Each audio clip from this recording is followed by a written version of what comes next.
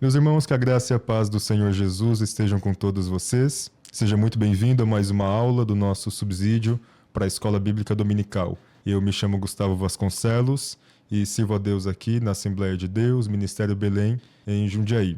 Então, nós inclusive já participamos de alguns outros subsídios e talvez você já tenha me visto em alguma outra ocasião. Mas nós estamos aqui com a primeira lição do segundo trimestre do Juvenis e nós vamos falar sobre o período intertestamentário. Na verdade, nesse trimestre nós vamos falar sobre o Novo Testamento. E nós iniciamos aqui com uma contextualização histórica a respeito daquilo que acontece antes da redação do Novo Testamento. Antes de mais nada, eu peço que você deixe o seu like, se inscreva no canal e deixe no comentário também o seu feedback, aquilo que nós podemos melhorar, sugestões ou dúvidas. Eu tenho certeza que nós iremos ler e acatar isso para que o reino de Deus se expanda cada vez mais por meio de nós. Muito bem, nós temos aqui o texto que orienta a nossa discussão, o texto bíblico de Esdras, capítulo 8, versículo 31, que diz o seguinte: E partimos do rio de Aava no dia 12 do primeiro mês, para irmos para Jerusalém.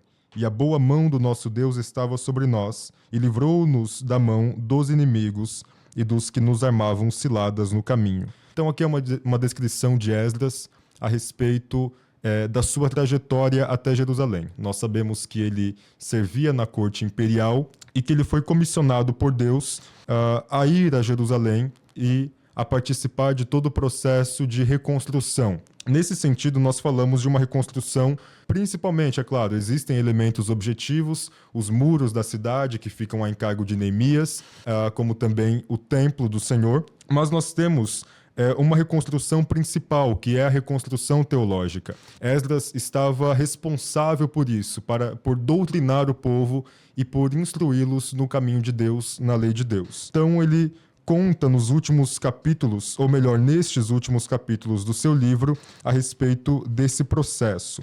E depois nós temos a leitura bíblica em classe, que está no livro de Esdras, capítulo 1, dos versículos 1 a 5, e depois a leitura de Lucas, capítulo 2, versículos 1 a 7. No primeiro ano de Ciro, rei da Pérsia, para que se cumprisse a palavra do Senhor por boca de Jeremias, despertou o Senhor o espírito de Ciro, rei da Pérsia, o qual fez passar pregão por todo o seu reino, como também está escrito, dizendo: Assim diz Ciro, rei da Pérsia: O Senhor, Deus dos céus, me deu todos os reinos da terra, e ele me encarregou de edificar uma casa em Jerusalém, que é em Judá. E nós sabemos que no período do exílio, do segundo exílio, no caso, ou do exílio babilônico, o templo, a casa de Deus, foi destruída. E agora Deus levanta Ciro para reedificar, ou para oferecer os subsídios necessários para a reedificação do templo. Então é justamente isso que o texto está falando aqui. Quem há entre vós, de todo o seu povo, seja seu Deus com ele, e suba a Jerusalém,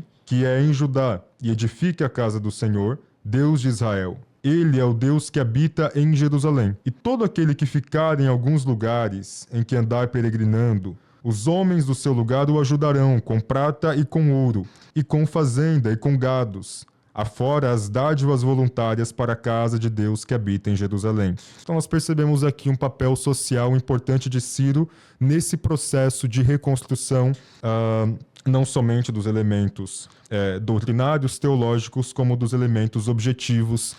Isso significa as questões físicas. Ele ajudou nesse processo a fim de recuperar a identidade do povo. Então se levantaram os chefes dos pais de Judá e Benjamim, e os sacerdotes e os levitas, com todos aqueles cujo espírito Deus despertou, para subirem e edificar a casa do Senhor, que está em Jerusalém. E o segundo texto é o de Lucas 2, do 1 até o 7, que diz: E aconteceu naqueles dias que saiu um decreto da parte de César Augusto, para que todo mundo se alistasse. Este primeiro alistamento foi feito, sendo Cirene governador da Síria, e todos iam alistar-se, cada um à sua cidade. E subiu da Galiléia também José, da cidade de Nazaré, a Judéia, a cidade de Davi, chamada Belém, porque era da casa e da família de Davi, a fim de alistar-se com Maria, sua mulher que estava grávida. E aconteceu que, estando eles ali, se cumpriram os dias em que ela havia de dar à luz. E deu à luz ao seu filho primogênito, e envolveu-o em panos, e deitou-o numa manjedoura, porque não havia lugar para eles na estalagem. algo importante de nós analisarmos a partir da leitura desses dois textos é a diferença do que está acontecendo aqui. Percebamos, em primeiro lugar, que a figura política central muda. No texto de Esdras, nós temos Ciro, que é rei da Pérsia. Já no texto de Lucas, nós temos um César. Este é o César Augusto. Então, as questões, as dinâmicas políticas mudam. Antes, o poder estava sob o domínio do Império Persa e agora está sob o Império Romano. Então, é a primeira mudança que nós percebemos. E somente essa mudança já nos revela grandes coisas a respeito da barreira que existe entre o Antigo e o Novo Testamento. Hoje, nós iremos falar sobre o período intertestamentário, que é o período do judaísmo do Segundo Templo, como alguns estudiosos preferem qualificar. Eles dizem, então, que período intertestamentário ou período interbíblico é melhor chamado de período do Segundo Templo, porque ele já cobre algumas questões mais culturais.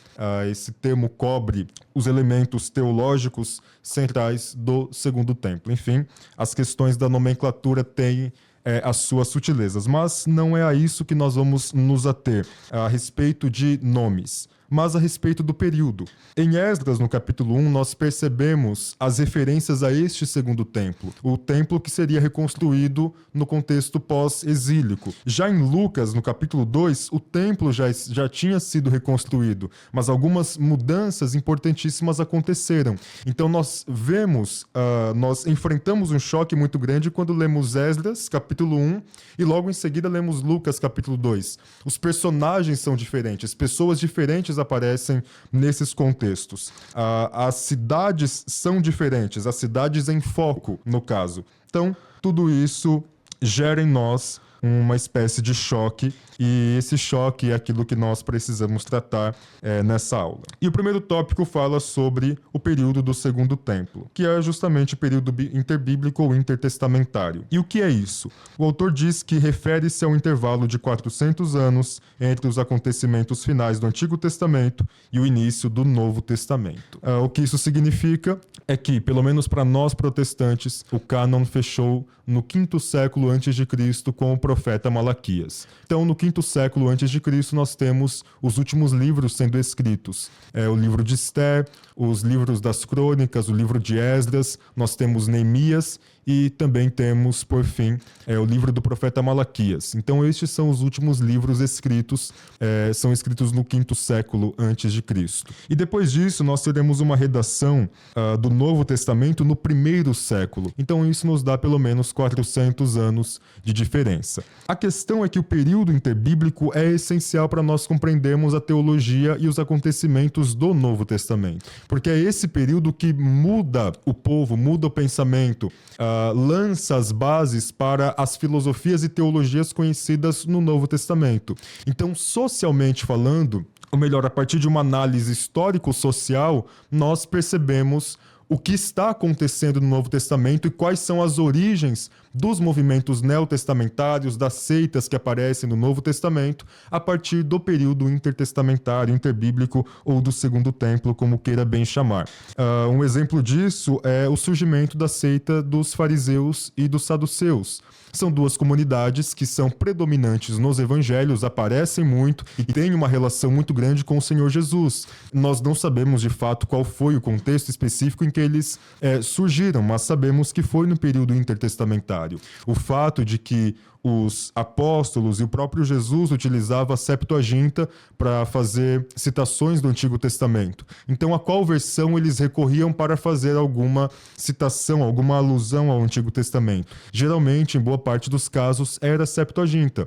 E essa tradução do Antigo Testamento hebraico para o grego, ela foi feita durante o período intertestamentário, lá para o 3º século antes de Cristo, sob a influência dos Ptolomeus. Então, esses são termos que precisamos conhecer, ou melhor, que para conhecer precisamos ter alguma familiaridade com o período intertestamentário. Então, ele molda socialmente o povo judeu, o que significa que as suas filosofias, aquilo que esperavam principalmente de um Messias, de uma figura messiânica, tudo isso, quando visto à luz desse contexto, toma um significado totalmente diferente. e, é claro, se esclarece diante de nós. Então, no tópico 2, ele fala justamente sobre isso, agora intensificando um pouco a nossa discussão. Ele fala sobre o cenário sociopolítico e cultural. Então, ele diz que ao estudarmos a história do povo escolhido, fica muito evidente o zelo do Senhor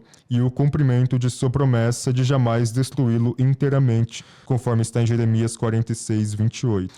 Nós percebemos que houveram momentos da história do povo judeu em que talvez um espectador, uma pessoa que estivesse de fora, com certeza olhou e disse, não terá como eles saírem dessa. Foram vários os momentos em que se pensou, até o próprio leitor da Bíblia, são vários momentos que você olha assim para a história, para os relatos bíblicos ou para um simples estudante da história do povo judeu, não necessariamente a partir de fontes bíblicas, mas lendo algum livro sobre a história do povo judeu, a gente olha assim e fala, agora vai acabar para eles. Agora toda a identidade nacional, agora toda a questão teológica, tudo aquilo que foi produzido vai se dissolver diante do caos, diante das guerras, diante até do processo de aculturação, que às vezes era forçado pelos imperadores. Então, nós podemos perceber um exemplo disso até a partir do exílio com Babilônia. Nós percebemos, analisando a história de Daniel, que Nabucodonosor estava tentando a todo custo aculturar o povo, ou seja, fazer com que eles absorvessem a cultura dos caldeus. Não necessariamente todo o povo, mas pelo menos os seus sacerdotes, os seus nobres, os ricos, as pessoas, a elite intelectual de Jerusalém deveria participar do sistema babilônico, que é não somente um sistema cultural, não é somente um sistema tecnológico, científico, mas, sobretudo, religioso. Então, que os seus nomes passassem a homenagear as divindades babilônicas e por aí vai. Então, o processo de aculturação e a forçação para que isso acontecesse é algo evidente na história do povo judeu. Então, nós olhamos para vários momentos e dizemos, se eles não perderão as suas vidas, perderão a sua identidade nacional. Ou seja, se eles não desaparecerão como nação, desaparecerão como a nação do Deus vivo. De alguma forma ou de outra, as estruturas vão se abalar. Mas Deus cumpriu as suas promessas e foi fiel para com o seu povo. E até hoje é, sem sombra de dúvidas. Até mesmo em face das recorrentes desobediências e consequências, as quais diversas vezes colocaram a nação em situação cuja repercussão poderia ter sido o extermínio, assim como nós já dissemos, o Deus Todo-Poderoso guardou Israel.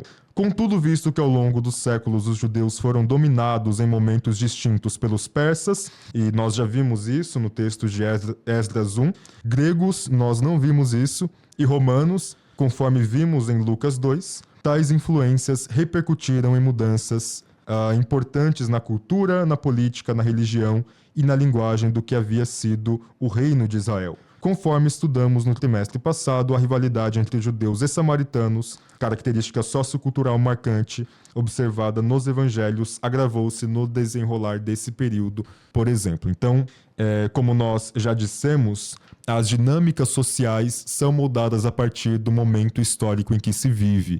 A forma com que o povo se porta, a organização social, a centralidade da sua cultura, tudo isso é moldado a partir do contexto histórico em que se está vivendo. E o principal exemplo disso, segundo o nosso autor, é o conflito dos judeus com os samaritanos. Então ele inicia a discussão do tópico 2 a partir do paganismo em Samaria. Algumas coisas precisam ser ditas de forma preliminar. A história dos samaritanos pode ser contada a partir de várias perspectivas. O que isso significa? Os judeus têm uma forma de contar a história dos samaritanos, os samaritanos têm uma forma de contar a sua história, e a crítica moderna, a história moderna, o método histórico moderno tem a sua forma de contar também a história dos samaritanos. Duas dessas três possibilidades, é claro, grosso modo, apresentam o seu viés político. Enquanto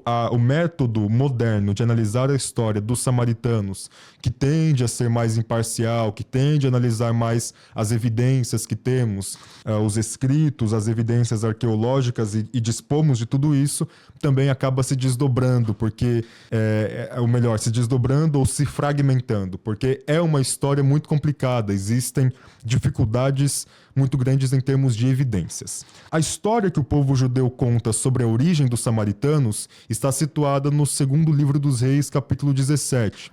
O que eles dizem é que os samaritanos são produto, ou são os filhos gerados a partir dos casamentos mistos entre os judeus e os pagãos, os gentios, portanto os estrangeiros que vieram à terra de Samaria no contexto da invasão assíria. Você deve saber, ou não, que os assírios invadiram, sitiaram a região do Reino do Norte no ano de 722 a.C. Então, por conta dos pecados do povo, assim como nós temos a própria teologia do texto de 2 Reis 17, por conta dessas questões, Deus fortificou o reino da Síria para que viesse a invadir o seu povo, ou a terra do seu povo. Este é considerado o exílio dos judeus do Reino do Norte, a primeira invasão, o primeiro exílio. Os relatos, os documentos assírios falam em 27.290 judeus levados para fora. E qual que era a prática? Enquanto alguns historiadores dizem, inclusive, que não foi toda a região do Reino do Norte, não foram todos os habitantes do Reino do Norte, melhor dizendo, que foram levados, mas aqueles que eram considerados problemáticos para o reino da Síria. E nesse caso, os ricos, os nobres, os poderosos, aqueles que tinham algum poder político foram levados. De qualquer forma, o relato dos anais assírios são de 27.290 judeus levados. E o que eles faziam? Traziam povos de outras terras. O próprio texto de 2 Reis 17 fala de onde vieram esses povos. São povos que vieram da Babilônia, principalmente. E eles colocaram principalmente na região de Samaria. Então eles ficaram ali. E o texto nos informa que eles seguiram as suas práticas politeístas, pagãs. Ou seja, eles não serviam ao Deus da terra. E vendo toda essa situação, essa complicação entre as culturas, se viu a necessidade de levar um sacerdote para o território de Samaria para ensinar esses estrangeiros a servirem a Deus. Entretanto, eles seguiram com as suas práticas. Quer dizer, o texto informa que eles serviam a Deus, mas ao mesmo tempo serviam aos seus deuses. Então, que se cria uma cultura totalmente sincrética. E aí o judeu olha para essa situação e diz: tá aí a origem dos samaritanos. São povos que foram gerados a partir do sincretismo religioso, a partir da fusão entre povos totalmente distintos, totalmente diferentes, que não tem nada a ver um com o outro, mas que a sua união só gera sincretismo, paganismo e fica longe da realidade de Deus. Então essa é a forma em que o judeu, conta essa história. Quem são os samaritanos, portanto, são filhos de um casamento misto entre judeus e estrangeiros. Portanto, não são israelitas legítimos e nem servem ao Deus verdadeiro como devem servir. Agora, a perspectiva samaritana dos fatos é um pouco diferente. O que um samaritano tem a dizer sobre si? Grosso modo, ele dirá que a separação entre samaritanos e o restante de Israel, e principalmente os judeus, se deu lá com Eli, no 10º século antes de Cristo. Então, bem antes de 722, os samaritanos já eram uma população à parte dos judeus, ou uma população à parte de todo o restante de Israel. Dado o fato de que o sacerdote Eli teve um conflito e mudou o lugar em que se servia a Deus. Antes era em Siquém, mas ele coloca o tabernáculo agora, a casa de Deus, ele transporta isso para a região de Siló. E a partir daí, os samaritanos veem que as suas intenções não eram boas e começam a servir a Deus de outra forma. Então, quer dizer, diante da corrupção do sacerdote Eli, que inclusive não teve frutos muito favoráveis, diante de tudo isso, eles permaneceram como remanescentes que serviam a Deus no lugar original, no lugar em que ele havia estabelecido para que fosse adorado. E que a construção de Salomão do templo, ou do primeiro templo, foi somente uma questão política, uma vez que se tivesse construído em Siquém, ou no Monte Gerizim, no caso, as 9 tribos ficariam contra ele teria problemas políticos e, portanto, ele decidiu construir em Jerusalém, por simples questões políticas e não teológicas. Inclusive, esse é um ponto da teologia samaritana. E o que a crítica moderna tem a dizer sobre isso? O que a história moderna, o método histórico moderno tem a dizer sobre isso? Em primeiro lugar, O texto de 2 Reis 17 não é preciso quando chama os samaritanos, ou quando faz a citação, ou usa a palavra samaritanos para se referir aos filhos desses casamentos, aos filhos dos estrangeiros, a esses israelitas não legítimos. Por quê? Porque samaritanos, nesse contexto, não necessariamente significa uma questão de etnia, mas somente de habitação. Ou seja, não necessariamente se refere a um povo, mas aonde um povo está. Portanto, uma tradução possível não é samaritanos, é habitantes de Samaria. Em um segundo lugar, o texto de Esdras, capítulo 4, versículo 3, não fala sobre samaritanos necessariamente. Fala sobre os estrangeiros que vieram do contexto da dominação assíria. O que isso significa? Quando nós olhamos para Esdras, capítulo 4, versículo 3, o judeu vai olhar e vai dizer: os nossos pais recusaram a ajuda dos samaritanos. Mas o texto também não é preciso nesse sentido e existem alguns eruditos, alguns teólogos que dizem que o texto não faz alusão aos samaritanos, mas o problema não é somente a recusa da ajuda que Esdras faz. Não é simplesmente isso. O problema, de fato, seria que eles foram, depois de receberem a recusa da sua ajuda na reconstrução do templo, eles foram e tentaram atrapalhar a reconstrução do templo. Então, segundo a perspectiva judaica, e eu não falo dos judeus contemporâneos ou do método dos judeus contemporâneos de olhar para essa história, mas das fontes, pelo menos até o primeiro século, a perspectiva de Flávio Joséfo sobre isso, dos documentos também intertestamentários, e nós faremos citação pelo menos de um sobre os samaritanos. Mas a perspectiva que os judeus tinham eles são desleais conosco. Quer dizer, não faz o menor sentido a gente ficar junto com esse povo, porque eles tentaram impedir a reconstrução do templo. Então, como que eles servem a Deus? Não é possível. Então, essa é uma das objeções que são feitas contra os samaritanos, quando o texto não é claro se esses estrangeiros são somente os estrangeiros ou são os samaritanos. Existem alguns teólogos, historiadores, que olham para essa história e dizem: talvez os samaritanos, na verdade, tenham sido uma comunidade de judeus que não são produto de um relacionamento com estrangeiras ou com estrangeiros, mas, na verdade, são remanescentes. Ou é um povo que não se juntou, que não se misturou. E no contexto da invasão assíria, em vez de permanecerem na Samaria, eles foram para as outras cidades das outras tribos, já que Samaria estava no território de Manassés. Inclusive, alguns atribuem a volta, ou melhor dizendo, a transferência populacional a Siquém a esse evento. Quer dizer, eles foram a Siquém para não ficarem na Samaria. Então, eles cresceram, a sua população cresceu em Siquém e, portanto, eles não ficaram em Samaria para que não se corrompessem ou foram para outras terras da localidade das tribos do norte. Então, existe esse campo de hipóteses que é muito vasto sobre a origem desse povo. Alguns costumam dizer que permaneceram puros, no sentido de que não misturaram-se etnicamente, culturalmente. Outros dizem que eles são realmente produto disso. Essa é a perspectiva judaica dos fatos. A perspectiva samaritana, de fato, não conta com evidências bíblicas nem históricas o suficiente. Mas o que eu preciso dizer no final das contas é que essa está longe de ser uma questão fácil de se chegar a uma conclusão. Portanto, tudo aquilo que se diz a respeito dos samaritanos deve ser dito com o maior cuidado possível, porque não é um consenso acadêmico, não é um consenso teológico, não é um consenso histórico. Nada disso recebe nenhuma aprovação acadêmica que seja cabal. Existem enciclopédias que defendem essa tese de que eles permaneceram separados a Deus e o adorando. E a justificativa para isso é que, na sua teologia, não pode se encontrar influência do paganismo, mas serviram adorando a um Deus só.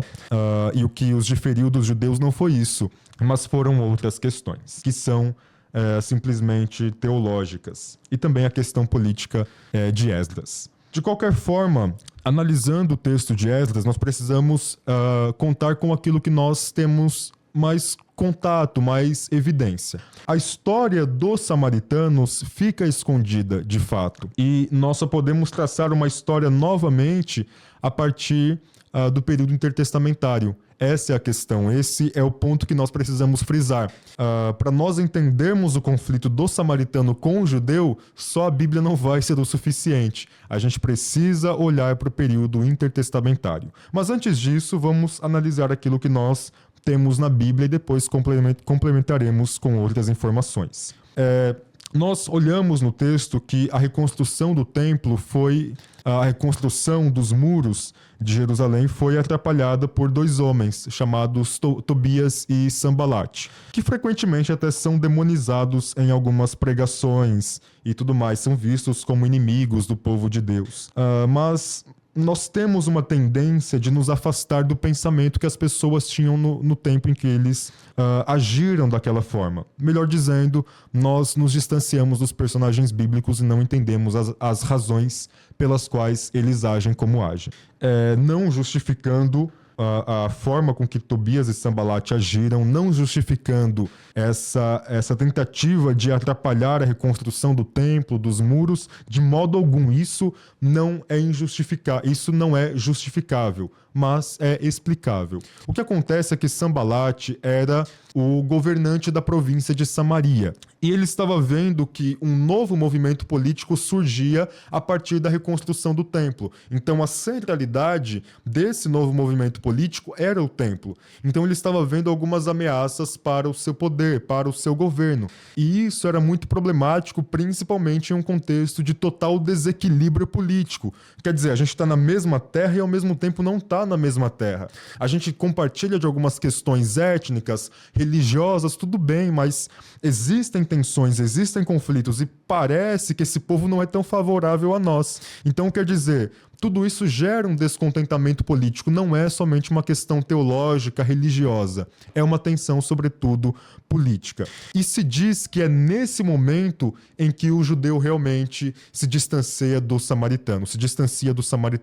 É nesse momento em que as tensões se intensificam e a segregação realmente ocorre. E aí, depois disso, nós temos a história do período intertestamentário. Nós sabemos que no final do período persa, para o começo do período helenístico, embora existam algumas opiniões contrárias a respeito da data, pode-se situar tranquilamente o final do período persa para o começo do período helenístico. O que aconteceu nesse período? Aconteceu que os samaritanos construíram um templo. E onde era esse templo? Era em Gerizim, ou Gerizim, no Monte Gerizim.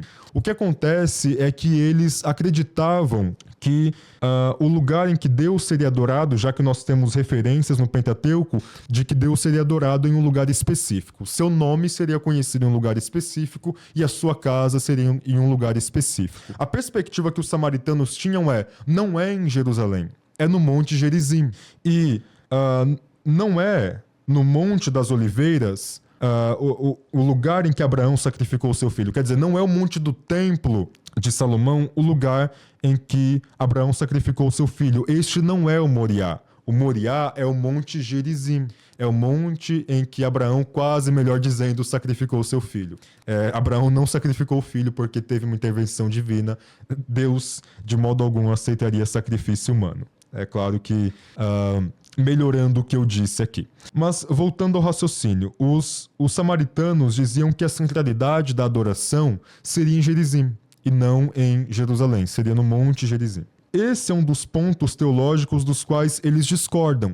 E a partir desse acontecimento, da construção desse templo, que o povo judeu passa a segregar cada vez mais o povo da região de Siquém. E aí nós temos o relato de Flávio Joséfo. Ele fala sobre essas separações, embora Flávio Joséfo não seja uma fonte muito confiável, porque ele tem muitas imprecisões históricas e, segundo alguns críticos modernos, ele toma um partido, que é o Partido Judaico, para contar essa história. De qualquer forma, nós temos os textos apócrifos, que para nós protestantes são apócrifos. Por exemplo, o livro de Eclesiástico, no capítulo 50, no versículo 26, Eclesiástico não é Eclesiastes. Eclesiástico 50, 26 revela a percepção que o povo judeu tinha sobre os samaritanos. Ele diz que ele chama as pessoas que moravam em Siquém, a saber, os samaritanos, de loucos, de tolos. Então, esse povo tolo que reside em Siquém. Então, nesses textos, nós temos textos em Macabeus também. Esses textos vão revelando como que os judeus enxergavam os outros, como que os judeus enxergam esse pessoal que mora em Siquém, que tem um monte em Gerizim.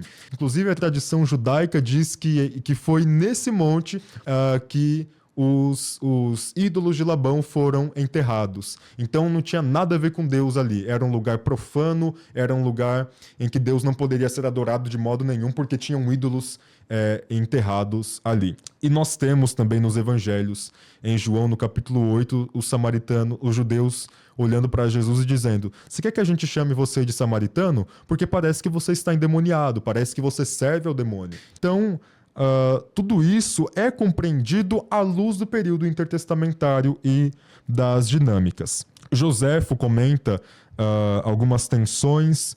Nós temos, por exemplo, no primeiro século, um massacre de alguns galileus pelos samaritanos.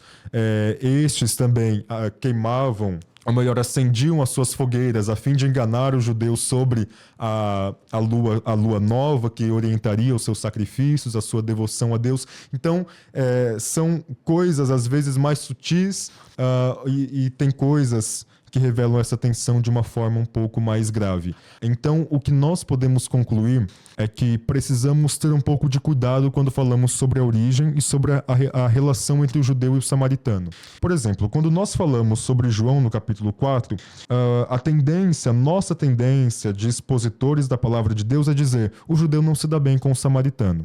Ok, mas quais são as implicações disso? O que vem antes disso? Quais são as razões para isso? E qual é a intensidade dessa relação? Qual é o tamanho dessa tensão? Será que não é um ódio? E era isso que acontecia, era realmente um ódio. Então, quando a gente vê o evangelho se expandindo para a região de Samaria, nós vemos o nosso Jesus, indo à região de Samaria. Nós, a partir dessa perspectiva, de tudo aquilo que eu disse a você até aqui, a gente olha para isso e fala: uau, o evangelho é realmente surpreendente, o evangelho é realmente além de toda a realidade conhecida. É uma religião que quebra essas estruturas sociais caóticas. É uma religião em que Deus procura a todos, independente dos conflitos étnicos e sociais. Então eu acredito que nós já expomos tudo aquilo que é cabível para expormos nesse tópico 2.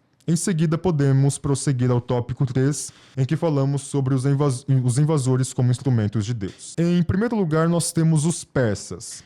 Sabemos que em 586 o povo judeu foi levado à Babilônia por Nabucodonosor. Na verdade, esse cativeiro acontece antes, mas o seu estopim está em 586 ou 587 a.C. Em 605 já acontecem algumas coisas bem relevantes que caminharam para esse processo. Mas vamos colocar aqui 586 como estopim. O povo estava na Babilônia, portanto, e a pergunta que fica é: onde está Deus diante de toda essa situação?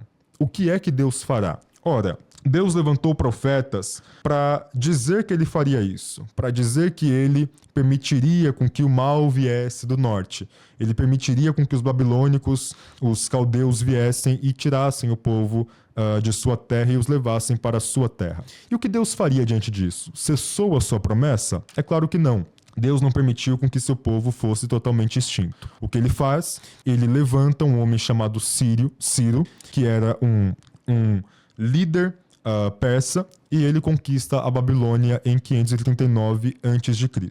Acontecem algumas coisas cooperando para isso, por exemplo, o fato de que Nabonido, que na época era o rei da Babilônia, ele foi o último rei da Babilônia, inclusive, estava ocupado demais por conta de algumas revoltas internas. E aí, por conta disso, se o povo estava desestruturado internamente, não resistiria ao maior império que estava se levantando naquele contexto, que era o Império Persa. Quer dizer, Babilônia já estava fraca e os persas estavam muito, muito fortes. Então não havia como resistir. E é nesse contexto, é a partir dessa dinâmica, que Deus olha para o seu povo e os livra. É claro, em todo momento Deus olhou para o seu povo, mas é nesse momento, é diante de todas essas dinâmicas, diante de todos esses problemas, que Deus faz o seu nome conhecido, revela a sua glória e interfere na história. Então, em 539, o Ciro invade a região da Babilônia e os judeus voltam à sua terra. Ele permite que os judeus voltem à sua terra. A política dos persas era um pouco mais tolerante, de fato. A religião poderia ser expressada sem problema nenhum, desde que não houvessem problemas políticos. É no contexto do Império Persa, inclusive, que nós temos o desenvolvimento da história de Esdras, de Neemias e a história extraordinária de Esther. O autor faz a citação da festa do Purim, ou a festa de Purim, que é a celebração em lembrança do livramento que Deus deu ao seu povo. O que acontece é que Amã, que foi um dos primeiros genocidas, ou que foi um dos principais genocidas conhecido, antissemita, melhor dizendo, foi um dos primeiros antissemitas a surgirem, se levanta tentando exterminar a população judaica da terra. Então, o seu propósito era acabar com esse povo. Entretanto, Deus interviu de uma forma extraordinária na história do seu povo, e Esther conta isso. Então, quando o rei, a morte de Mardoqueu estava armada, Mardoqueu iria morrer, a população judaica iria penar na mão de Amã. Tudo isso foi documentado no livro de Esther, mas Deus tirou o sono do rei e fez saber que Mardoqueu, que era um judeu, havia livrado o rei de morrer, já que algumas pessoas estavam se levantando para tirar a sua vida. E sabendo disso, a força e a influência política de Amã cai. Então, é nesse momento em que nós percebemos a mão poderosa de Deus, tirando o sono do rei e arquitetando o livramento. Então é por isso que a festa do Purim é comemorada. É o livramento que Deus deu ao seu povo de, com certeza, aquilo que seria a sua exterminação. O Império Persa vai até 331 ou 332 a.C., quando os gregos alcançam a sua hegemonia total. Nós temos outros eventos acontecendo durante o Império Persa, mas não faremos citação disso, porque precisaríamos de uma lição à parte para comentar totalmente a respeito. Os gregos, nós temos a figura principal de Alexandre o Grande, que foi, na verdade, um macedônico. Ele disseminou a cultura grega. Então, inclusive, a história diz que ele andava com arquitetos, com atores, com filósofos, com tudo aquilo que expressava a cultura grega para as regiões que ele iria dominar. E qual que foi o principal legado de Alexandre? Esse é um refrão que nós falamos não somente nas aulas de teologia, como também nas aulas de história como um todo. Ele disseminou a cultura e a língua grega. É claro que ele não desrespeitou e não acabou com as estruturas culturais dos lugares para os quais foi. Mas nós sabemos que ele realmente teve esse aspecto, essa influência, melhor dizendo, sobre as nações. É nesse contexto, o período grego é um dos períodos mais detalhados do período intertestamentário, ou do judaísmo do Segundo Templo, porque ele se fragmenta, os judeus são dominados por um momento pelos Ptolomeus, depois da morte de Alexandre, que o seu governo, o seu império se fragmenta em 4 partes, os Seleucidas, os Ptolomeus, o Lisímaco e o Cassandro. Então, são 4 generais de Alexandre o Grande. E em parte da história, o povo judeu fica sob Ptolomeu. É nesse contexto, no 3º século, em que a Septuaginta é produzida. E depois eles estão sob o domínio Seleucida, que foi um período, inclusive, muito complicado, dado o fato de que eles foram perseguidos por um homem chamado Antíoco Epifânio IV. Este tentou forçar uma helenização total do povo. Nós temos o período dos Macabeus ainda depois de tudo isso. Mas, pulando tudo isso, você precisa saber somente dessas informações gerais. Nós temos os romanos. Os romanos são fundamentais para a história do Novo Testamento, por algumas razões. Nós lemos em Gálatas capítulo 4, versículo 4, de que na plenitude dos tempos veio o Filho de Deus, nascido em carne, debaixo da lei. Na plenitude dos tempos. O que significa a plenitude dos tempos? É toda essa orquestra que é feita a partir da cultura, a partir da Pax Romana, inclusive, que é muito importante, o estabelecimento político de Roma, a sua centralização e a Pax Romana, as estradas também que são feitas pelo Império Romano, aquele ditado que diz quem tem boca vai a Roma. O que isso significa é que era um lugar ligado por estradas. Então todo esse avanço, essa urbanização, o que eles adotam da cultura grega, a linguagem e tudo mais, tudo isso propicia ao Novo Testamento um desenvolvimento que seria favorável do ponto de vista principalmente missiológico. Então, é o melhor tempo para Jesus vir à Terra, sem sombra de dúvida, porque é um tempo em que o seu povo estava fragilizado e veria nele a figura da redenção dos seus pecados, embora eles não tenham visto assim por sua falha. Sua falha, que digo, não falha de Jesus, mas falha do povo. Então, nós temos os romanos a partir de 63 a.C., e aí eles vão até o final do Novo Testamento. Então, entender esses três impérios, os persas, os gregos e os romanos, é fundamental para a nossa busca pelo desenvolvimento histórico, pelo pano de fundo neotestamentário. E em último lugar, para nós concluirmos a nossa discussão, essa lição que com certeza tem muita coisa, e a gente tem que ser muito rápido, tem que passar por cima de muitos assuntos, mas em último lugar, voltando a falar sobre o período intertestamentário. Alguns dizem que foi o período do silêncio de Deus. Eu discordo de que seja o período do silêncio absoluto de Deus. Eu discordo também daqueles que dizem que houve produção canônica nesses 400 anos. Para nós, protestantes, a Bíblia se encerra com Malaquias. Ou melhor, o Antigo Testamento se encerra com Malaquias e só volta a partir do Evangelho segundo Mateus. Mas Deus levantou profetas, Deus interviu na história. Nós vemos Zacarias, pai de João Batista, nós vemos o próprio João Batista pregando antes de Jesus. Então, Deus, não houve momento algum da história em que Deus não tenha intervido. E o período intertestamentário não é esse período. Ele somente abre o caminho e levanta as bases para o desenvolvimento social que proporcionaria ao Novo Testamento uma realização teológica mais eficaz.